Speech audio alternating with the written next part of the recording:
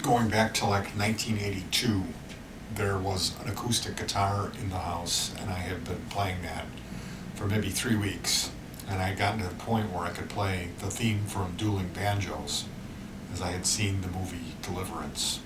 Now, at the time we were going to this very small church in Willow Springs, and the congregation was maybe about a half a dozen families, and it was an ancient building.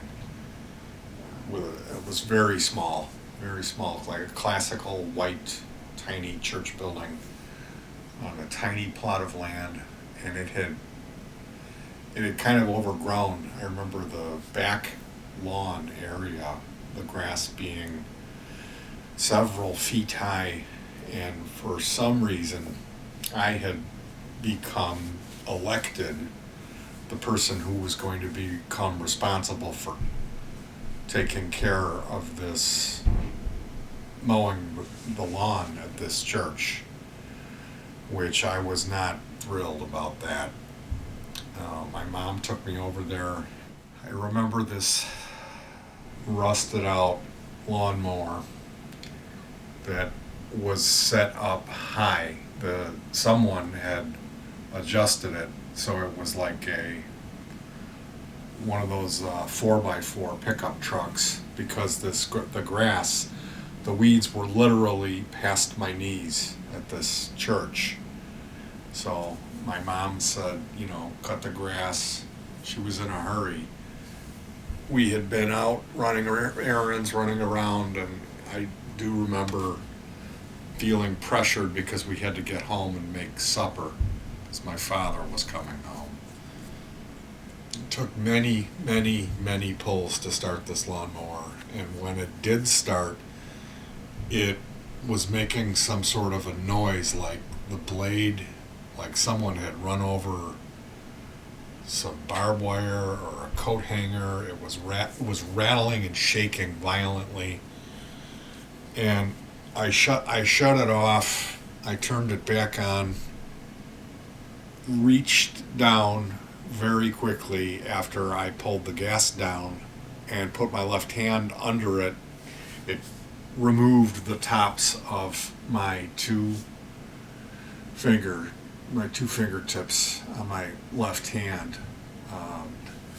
I recoiled and I made a fist, and I waited for a second because I felt it.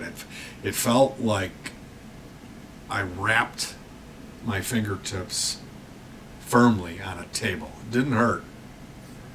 And then I opened my hand and looked at the situation, and it was pretty obvious that they were gone. And at that moment, a large amount of blood came shooting out of both of the fingertips and went all over, shot about a couple of feet, and went all over the white door of this church, running down the door. So I panicked. I made a fist again, and then there was blood pouring all down my arm and dripping off my elbow, quite a bit of blood. So I removed my shirt and wrapped that around my fist, and I panicked. I ended up running around looking for the fingertips, and the pain started coming. It was pretty intense pain. So I panicked even more, and I ran. I was a little relieved because I didn't have to cut that jungle. But I ran into the church, and talk about Sabbath, bloody Sabbath. There's blood all over the church, and my mom is in there reading her Bible, praying, or having her time with the Lord, as she was known to do. And I ran in and announced to her that I had cut my fingers off. And of course she insisted on taking a look. And at that point, she became panicked, which my mother never lost her cool. I I only saw her. She was more calm when my little brother drowned. My little brother drowned in a hot tub in Rockford, Illinois, and she prayed in tongues for him, and he came back to life. Projectile vomited water. In my recollection, it was about 25 feet water shooting out of this little 4-year-old fat baby. I was in the tub with my eyes closed in the jacuzzi, and he had, unbeknownst to me, snuck in there and somehow, drowned himself. Now, back to Willow Springs, she completely freaked out and she could not find her car keys. So at that point, I started becoming frustrated because the pain is starting to get unbearably intense. And she instructed me to go outside and find my fingers, see if I could find my fingertips. And then by that point, she would be able to find her keys. And I remember feeling hopeful that I would, in fact, find my fingertips, and quickly fading, realizing that I was not going to find them. Just thinking about the physics of this lawnmower blade, and I remember specifically picturing a squirrel consuming them. I began a circular pattern search where I started at the center of the lawnmower, spiraling out until I was in the alley next to this little church. And there was 2 girls, they were maybe a couple of years older than me, that had been walking down this alley approaching me. It must have looked pretty creepy how I was hunched over and rifling through the weeds and fervently searching, getting in there, And what they finally, I was hoping that they would maybe turn and, not confront me. But they did. They walked right up to me. And their curiosity got the better of them and they stopped. They didn't say anything. They were just staring at me. Kind of like those girls from The Shining. These girls are looking at me. And I've got my t-shirt wrapped around my fist. And so finally I stopped. We had come to a very awkward standstill at the alley next to Mount Forest Church in Willow Springs.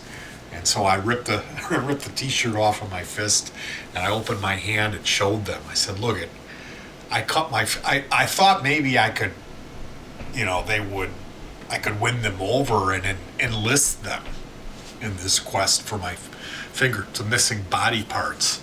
So I ripped the t-shirt off and I hold my hand out. I said, look, I cut my fingertips off. I'm just looking to try to find my fingers, okay? And of course, the blood goes, shooting out of the fingertips, and these poor girls scream at the top of their lungs, take off running the other way. And so at that point I figured, you know what? I think actually what happened was my mom appeared with her car keys. As right after these girls screamed and ran away, I went back to digging in the weeds. And that's the thing. I don't know. I'm guessing that the surgeons would not have chosen to attempt to reattach these. There was a trauma center nearby, and that was back on Keene Avenue by the bars. Now, as we jumped into the Honda Civic, threw it in reverse and back down the hill, just as we started to go out of that alley, came this beater, this old, rusted out, like a Ford Galaxy wagon. This is like the Battlestar Galactica of American station wagons, with this morbidly obese, this giant woman driving the station wagon, and it's packed full of preschool children. This is like some kind of a mobile daycare center. There's like a half a dozen infants in the back section, which, no clothes, they're just wearing diapers, Kool-Aid stains on their faces, and they're all like jumping up and down, screaming at the top of their lungs. It's like a madhouse in the station wagon in front of us with no exhaust. Now, at the time, they're resurfacing Archer Avenue, and they had laid down the asphalt right in front of where we were trying to pull out and make this left to get to the hospital. So there's a construction guy with a stop sign and a pole standing there, stop. So we're sitting at this stop sign on this hill with this lady in the wagon in front of us, glug, glug, glug, glug, glug. I'm looking over to the right, and about, I don't know, a half a dozen car lengths down the road is this steamroller. And if you've ever seen a steamroller do its trick, they move, but the movement is difficult to perceive. I mean, they really go slow. And I'm sitting in this car, glug, glug, glug, glug, glug, glug, and the kids are screaming at the top of their lungs and giggling, jumping up and down in front of us. I can hear that. But my mom has this 1970s praise and worship cassette playing in the car.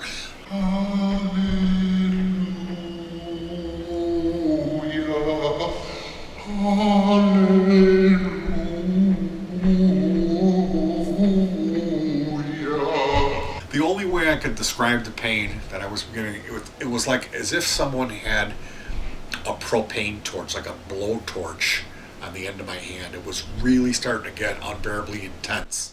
So I lost and I start screaming at my mom, like, we gotta go, beep your horn, go, come on, we gotta go, we gotta get out of here, And she's, no, it's construction. We have to wait for the guy.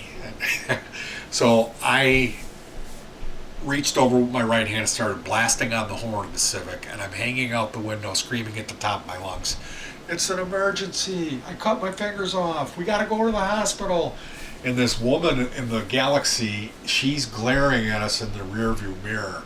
She's getting really steamed because I'm, screaming at the top of my lungs, blaring the horn. These children are jumping up and down. She's got no exhaust. It's kind of hot, and the steamroller, like you could smell the blacktop. And finally, the guy with the stop sign has just got this puzzled look on his face. So I ripped the t-shirt off again and held my bloody stumps up in the wind, and there's blood flying everywhere. I'm like pointing at my arm like, hey, I cut my fingers off. We need to get to the hospital. Screaming at the top of my lungs, helter-skelter, bloody murder, like the loudest shriek you ever heard. And he figured it out pretty quickly, so he signaled the steamroller guy, turned the stop sign, and I'm like, go. I'm like taking the wheel and turning it like past this woman, and we start to try to pass her, and she punches it and pulls out. So we've got this Galaxy in front of us.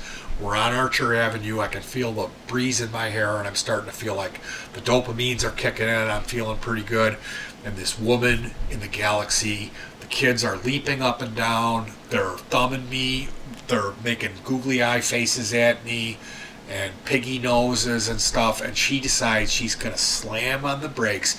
She flips us the bird out the window with her left hand, flicks us off, slams on the brakes and starts doing a half a mile an hour on Archer. Glug, glug, glug, glug. She's just idling. I'm looking at brake lights, and she's glaring at us in the rearview mirror. And again, there's nobody coming, but it's a double yellow, so my mom will not pass her. So I started, after the second go around of I lose my shit again, and I'm screaming, go, pass her, go, Mom. She's the double yellow line. I really shouldn't, And so finally, with me screaming at the top of my lungs again, my mom lost her cool and got pissed and punched it and passed this lady. And I mean, I thought about it. As soon as my mom stepped on the gas, I went through this process where time slowed down, and I had the scales of justice. I was like weighing it out. And this whole story, me retelling this story, is about the birth. On my birth certificate, my name is not Petey Twofinger. And this is kind of going back to where that entity came into being. And I thought about it, and I ripped that t-shirt off again. This is like the 4th or 5th time I've had to do this. Take the t-shirt off and show, demonstrate to everyone. So as we pass this Galaxy, I'm fully hanging out the passenger window as far as I can, flip this woman off with the big, giant, bloody bird as we're flying past her. And I remember the blood, actually seeing the blood bouncing off of her windshield. And that felt really good. The look of terror in this fat woman's face as the kids are jumping up and down, screaming in her car, and she realizes what's actually up. So that felt pretty good. Mercy Medical Center, Mercy Trauma Center, was actually really close, which explains some of my frustration because we were in the car twice as long as we needed to be. It was right around the corner. There was a young woman receptionist, and I'm like ripping my t-shirt off trying to show. She's like, no, you don't need to show me, I believe you. And this nurse came out right away. That nurse, she was a real pro. She numbed me immediately. She didn't get a doctor or anything. She saw what was up and immediately rinsed me off and numbed me, which was great because then I was able to calm down. They let me know that I was real lucky that there was a specialist who did these type of operations that was there on the scene, and he was just about to leave for the day. So he went out and he took a look at the situation, went out and talked to my mom, and came back, and they did what's called a VY digital block. They performed 3 of those procedures. It's my middle finger and my ring finger on my left hand.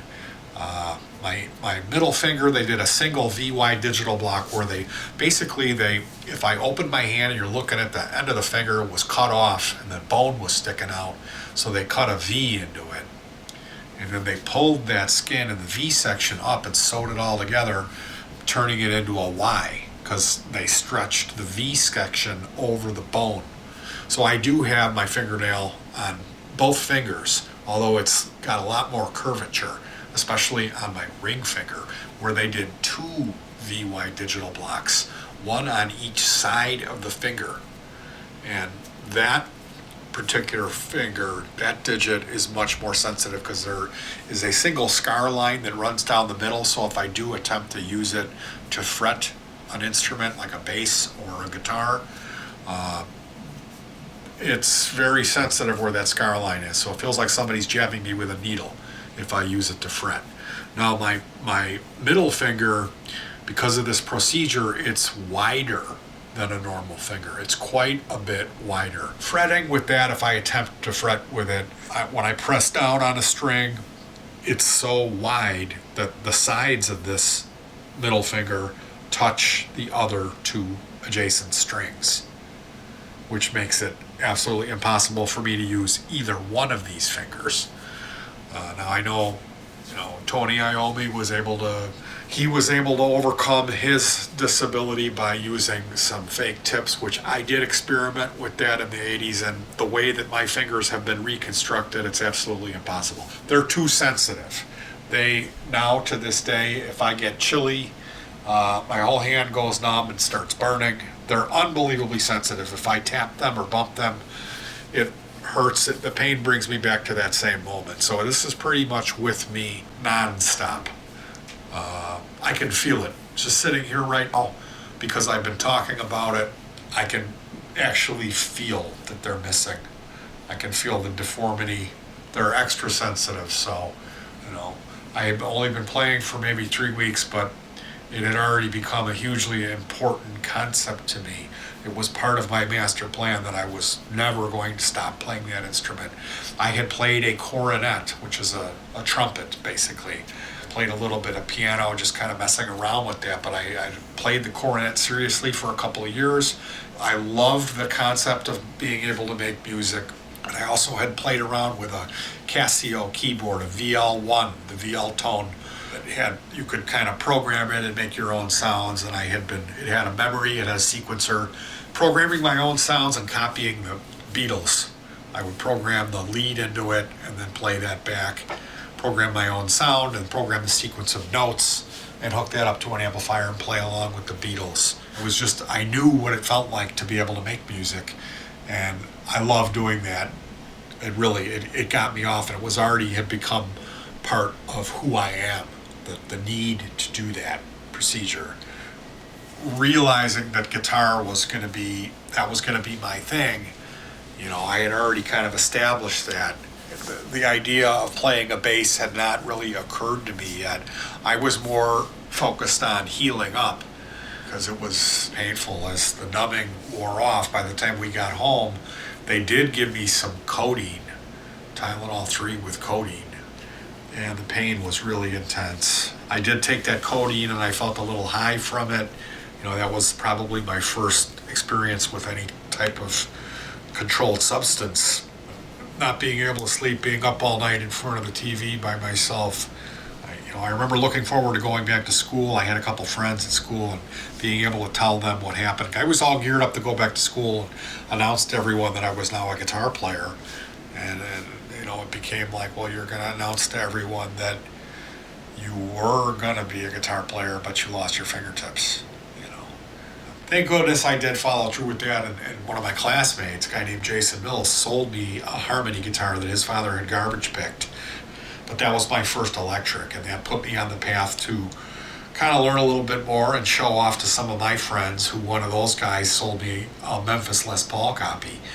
The whole thing kind of played itself out to the point where I was playing guitar, met some other guys. I met a guy who wanted to be a singer, which I thought that was kind of weird, but he knew some more people in a town, Hickory Hills. It was a little bit further towards the city, but I met him at my first job, and hooked up with him, and we put a band together. And very quickly, I was pushed off from playing the guitar to playing the bass, which ended up being an absolutely wonderful turn of events, as they found another guitar player he had all of his fingers.